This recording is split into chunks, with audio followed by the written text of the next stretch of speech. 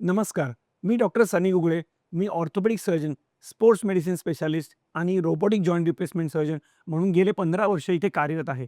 माझं happy joints clinic Pune Swargate इथे आहे.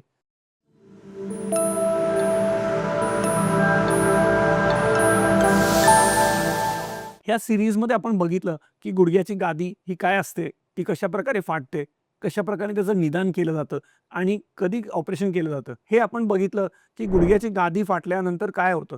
पण बऱ्याच लोकांमध्ये न दुखापत जाताना पण गादी फाटते. तर ती कशामुळे फाटते? अर्ली आर्थरायटिस म्हणजे गुडघ्याची, सांध्याची जेव्हा झीज व्हायला सुरू होते, वाटीच्या हाडावरचं जे आवरण खरबडीत होऊन खराब व्हायला लागतं. तर अशा वेळेला ते खरबडीत झालेलं आवरण आपल्या 2 हाडांच्या मध्ये जी गादी असते, तिला पकडते आणि ते पकडून पायाला झटका जर का बसला, की चढता उतरताना चालताना चमक भरली, तर अशा वेळेला सुद्धा ही गादी फाटू शकते.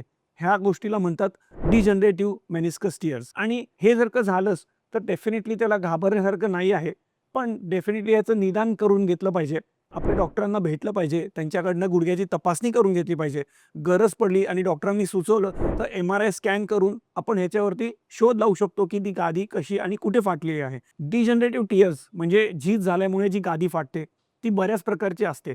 मोस्ट कॉमनली ही गादी मुळापासून उचकटते. मागच्या बाजूला जिथे मूळ आहे, तिथे ती गादी उचकटल्यामुळे हा त्रास होतो. सगळ्याच पेशंट्सना ऑपरेशनची गरज पडते का? तर असं नक्कीच नाही. ज्या पेशंट्समध्ये आर्थरायटिस व्हायची सुरुवात अजून झालेली नाही किंवा कमी प्रमाणात आहे, 10 ते 20%च गुडघ्याचा सांधा घासलाय, तर अशा वेळेला ती गादी परत पूर्ववत करणे म्हणजे शॉक अब्झॉर्बर इफेक्ट आपला जर का व्यवस्थित झाला गादीचा, तर तो पूर्णपणे आपला त्रास कमी करू शकतो. आणि असं जर का झाल्यास त्याला ऑपरेशन करून रूट रिपेअर सर्जरी म्हणजे जे आपलं मुळापासून गादी उचकटली आहे, ती आपण परत मुळाला जोडू शकतो आणि त्याचं फंक्शन हे परत रिस्टोर करू शकतो. हे डेफिनेटली करायला पाहिजे. ज्या पेशंट्समध्ये गुडघ्याची झीज ही बऱ्याच प्रमाणात आहे, म्हणजे सरासरी 50 ते 60% गुडघ्याची वाटी घासून खराब झालेली आहे.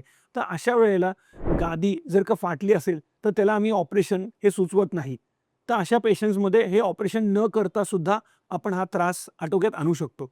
तर ह्याला लाईफस्टाईल मॉडिफिकेशन म्हणजे गुडघ्यावरती येणारा जो अतिरिक्त भार आहे, तो आपल्याला कमी करायला लागतो. म्हणजे ज्या अनावश्यक गोष्टी आहेत, जिथे जिने चढ-उतर आलं, खाली बसणं आलं, मांडी घालून बसणं असलं, इंडियन टॉयलेटला बसणं आलं, तर अशा गोष्टी टाळून आपण गुडघ्यावरचा अतिरिक्त भार जर का कमी केला, तर ही गादी आपल्याला त्रास देत नाही आणि ह्याचा डबल फायदाही होतो. त्याने गुडघ्याच्या आवरणाची झीजही थांबते आणि ती झीज पुढे वाढत नाही किंवा कमी प्रमाणात वाढते. अशा प्रकारे आपण बघितलं, की कधी ऑपरेशन करायचं आणि कधी नाही करायचं. पण जर का तुम्हाला गुडघ्याचं दुखणं हे फार जुनं आहे, म्हणजे साधारणतः वर्ष 2 वर्षापासून गुडघ्याचा त्रास आहे आणि अचानक आत्ता परवा 2-3 दिवसाआधी पाय चमकला आणि लचक भरली आणि गुडघ्याचा त्रास सुरू झालाय. तर अशा वेळेला हे डेफिनेटली मेनिस्कस टिअर्समुळे असतं. ह्याला ॲक्यूट ऑन क्रॉनिक इंजुरी म्हणतात. म्हणजे झीज असताना जर का गादी अडकून फाटली, तर ती डेफिनेटली त्रास देऊ शकते. डिजनरेटिव्ह मेनिस्कस टिअर्स असतील, तर आपल्या डॉक्टरांना तुम्ही डेफिनेटली संपर्क साधा.